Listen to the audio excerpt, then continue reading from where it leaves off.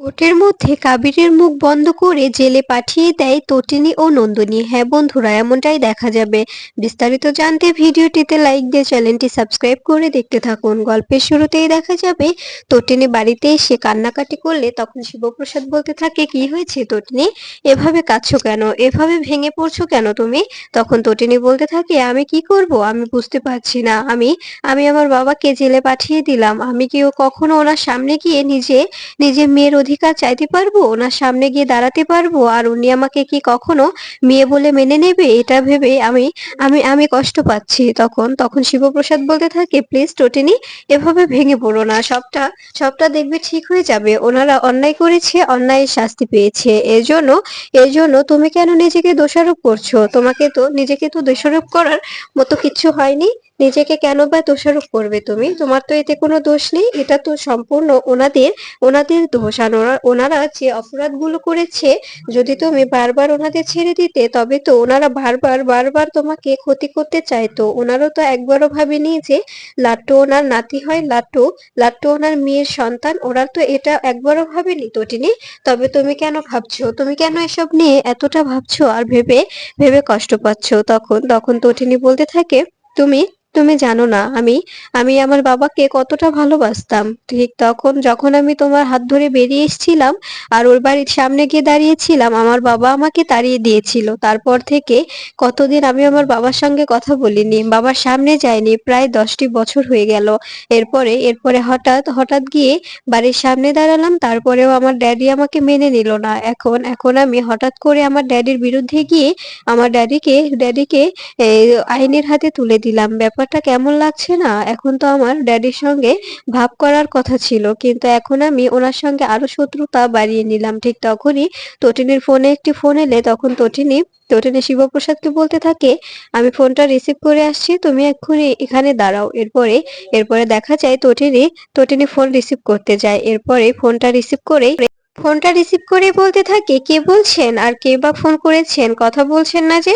তখন ওপাশ থেকে বলতে থাকে, আপনি যে একটা অ্যাকশনে গিয়েছিলেন, মিশনে গিয়েছিলেন, সেদিন আপনাকে যে শ্যুটটা করেছিল, সেই শ্যুটটা আর অন্য কেউ করেনি, আপনার হাজবেন্ড পরশুরামই করেছিল। এই কথাটা শুনে অবাক হয়ে যায় তটিনী। এরপরে তটিনী বলতে থাকে, আপনি কি বলছেন এসব? আপনি এসব কি বলছেন? ও কেন আমাকে কেন শ্যুট করতে যাবে? তখন তখন পরশুরামের কথা বলতে থাকে, যে কেন শুট করতে যাবে? ও ও একজন একজন অফিসার, আর মিশনে থাকলে যাকে খুশি তাকে শুট করা যায়। যাকে যাকে শুট করতে হবে, তাই সে যদি তার আপন কেউ হয়, তাকেও শুট করতে হবে। ওখানে কোনো আপন পর নেই। তাই তাই আপনাকে শুট করতে উনি বাধ্য হয়েছিলেন। এরপরে দেখা যায় বলরাম শিবপ্রসাদকে ফোন করে বলতে থাকে, শিবপ্রসাদ, তোর তো সবাই জয় জয়কার করছে, সঙ্গে তোর শালির। এরকম শালি পাওয়া আসলেই ভাগ্যের ব্যাপার। যেমনটা তুই তোর বউ পেয়েছিস, ঠিক তেমনই শালিকাও পেয়েছিস। এরপরে দেখা যায় তখন পরশুরাম বলতে থাকে, ঠিক আছে, আমি এখন রাখছি। আর এই সবটা আমি দেখছি। আর আমাকে আরেকটা কাজও করতে হবে। শীতল এখনো বাইরে। শীতলকে অ্যারেস্ট করতে হবে। শীতলও তো সেম ক্রিমিনাল, তাই না? ওকেও তো শাস্তি পেতে হবে। ওকেও শাস্তি দেব আমি, আর ওকেও অ্যারেস্ট করব। তুই তুই সবকিছু ঠিকঠাক ভাবে দেখে নিস। তখন বলরাম বলতে থাকে, লাঞ্চ করবি তো এখানে? তখন তখন দেখা যায় শিবপ্রসাদ বলতে থাকে, আসলে না, আসলে তটিনী বাড়িতে মাটন রান্না করেছে, তো সেগুলোই খাবো। এরপরে দেখা যায় তটিনী বলরামের সঙ্গে দেখা করতে এলে তখন তখন ফোন রেখে দেয় বলরাম। এরপরে তটিনী বলরামকে বলতে থাকে, আপনার সঙ্গে যে দেখা করতে এসেছি, এটা যেন কেউ না জানে, প্লিজ। এই কথাটা একদম একদম গোপনে রাখবেন। এটুকু হাত জোর তো আমি করতে পারি, এটুকু ভরসা আপনাকে করতে পারি তো? তখন বলরাম বলতে থাকে, হ্যাঁ অবশ্যই। আপনি এখানে কেন এসেছেন, কি কারণে এসেছেন, যদি বলতেন তবে ভালো হতো। আর বসুন, এভাবে দাঁড়িয়ে আছেন কেন? এরপরে তটিনী বলতে থাকে, ঠিক আছে আমি বসছি, আর আপনার কাছে আমার একটা দরকার ছিল, তো তাই এসেছি। আচ্ছা, আপনাকে আমি কিছু কথা জিজ্ঞেস করব, প্লিজ এসবের কোনো কোনো মাইন্ড করবেন না। আর এই কথাগুলো কাউকে বলবেন না, এমনকি আপনার বন্ধুকেও না। তখন তখন দেখা যায় বলরাম বলতে থাকে, কেন, কি এমন কথা যেটা যেটা পরশুরামকে বলা যাবে না?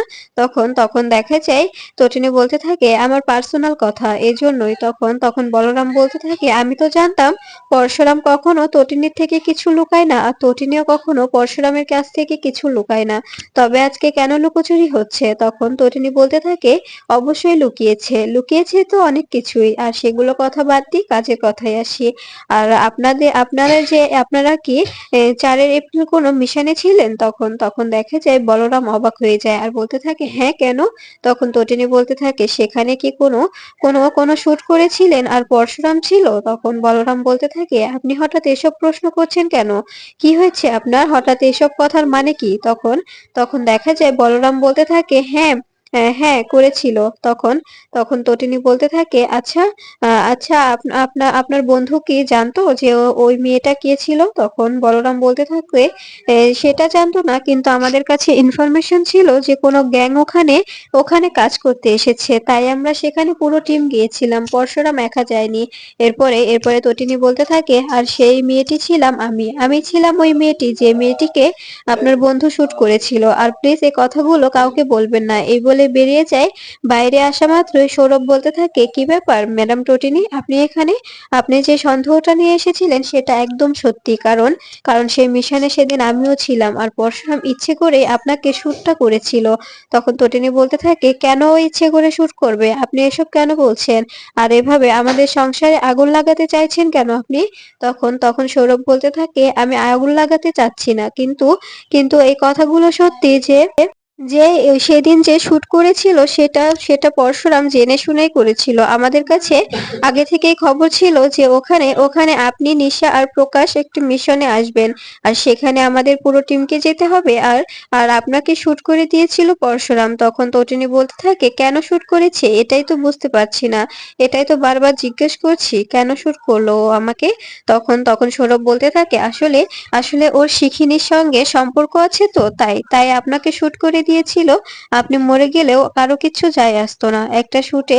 আর ও তো অনেকজনকে মারে, অনেক সময় অনেক কিছুই করে ফেলে, তাই তাই এতে ওকে কোনো জবাবদিহি করতে হয় না। আর সেই দিক থেকে এটা একটা সুযোগ ছিল আর আপনাকে মেরে ফেলার। তখন তখন তটিনী বলতে থাকে, আপনার কথা আমি কি করে বিশ্বাস করব? আপনি যে সত্যি বলছেন এটা কি করে প্রমাণ পাবো? তখন সৌরভ বলতে থাকে, আমি সত্যি বলছি, আপনি কেন বুঝতে পারছেন না? আমি আমি ওখানে ছিলাম, তাই আমি সবটা সত্যিই বলছি। তখন তটিনী বলতে থাকে, আপনাকে দেখে তো মনে হচ্ছে দুমুখো সাপ, আপনি ডিপার্টমেন্টের হয়ে কাজ করছেন, কিন্তু কিন্তু ডিপার্টমেন্টের বাইরে কি করে ইনফরমেশন দিতে পারেন? আর আপনাদের কথা মতো আমি কখনো আমার হাজবেন্ডকে সন্দেহ করতে পারি না, আর ও যদি শুট করে থাকে তবে সে ওটা নিজের কাজের ক্ষেত্রে করেছে। এরপরে দেখা যায় তটিনী সেখান থেকে বেরিয়ে কোর্টে চলে আসে, আর কোর্টে কাবির কোর্টের মধ্যে অসভ্যতম করলে তখন নন্দিনী ও তটিনী কোর্টের মধ্যে উচিত জবাব দিয়ে দেয় কাবিরকে। আর আদালতের সামনে বলতে থাকে, জজ সাহেব দেখুন, ওই ছেলেটি এখানে যে রকম ব্যবহার করছে, ও তবে তবে আড়ালে কি রকম ব্যবহার করে আপনারা কি বুঝতে পারছেন? তখন তখন দেখা যায় জজ সাহেব বলতে থাকে, ওনার বিরুদ্ধে যে প্রমাণ আছে সেসবের ভিত্তিতে ওনাকে 14 দিন জেল কাস্টাডি দেওয়া যায়। এরপরে দেখা যায় কাবিরের 14 দিন জেল কাস্টাডি দিয়ে দিলে তখন চিৎকার করে কাঁদতে থাকে কাবির। কাবির বলতে থাকে, আমি আমি আমি জেলে যেতে চাই না, আরাধ্যিয়া বাইরে থাকবে, আমি জেলে যাবো? এটা আমি কিছুতেই মেনে নিতে পারবো না। তখন আরাধ্যিয়া বলতে থাকে, সর্দি ভাই, তুই এটা কিছুতেই করতে পারিস না, তোকে আমি বলেছিলাম তুই কিন্তু কাবিরকে কোনোভাবেই জেলে পাঠাতে পারবি না। তোরা 2 বোন মিলে যে কাজটা করলি এটার জন্য তোদের পস্তাতে হবে। এটার জন্য আমি তোকে দেখে নেব। এরপরে তটিনী বলতে থাকে, ঠিক আছে তুই দেখে নিস, এই বলে বাড়িতে চলে আসে। আর বাড়িতে চলে এসে ডাইনিং এ খেতে বসলে তখন শিবপ্রসাদ তটিনীকে খাইয়ে দিতে চায়। তখন তটিনী বলতে থাকে, আমার কিছু ভালো লাগছে না, আমি খাবো না। তখন তখন শিবপ্রসাদ বলতে থাকে, প্লিজ প্লিজ তটিনী, এমন করছো কেন? খেয়ে নাও, খাবারগুলো তো খেতে হবে তাই না? তখন তটিনী বলতে থাকে, সত্যি বলছি, আমার খেতে ইচ্ছে করছে না, তাই আমি এখন খাবো না, তুমি তুমি খেয়ে নাও। তখন তখন দেখা যায় শিবপ্রসাদ বলতে থাকে, আচ্ছা তুমি কি কোনোভাবে টেন্স আছো আর কিছু ভাবছো?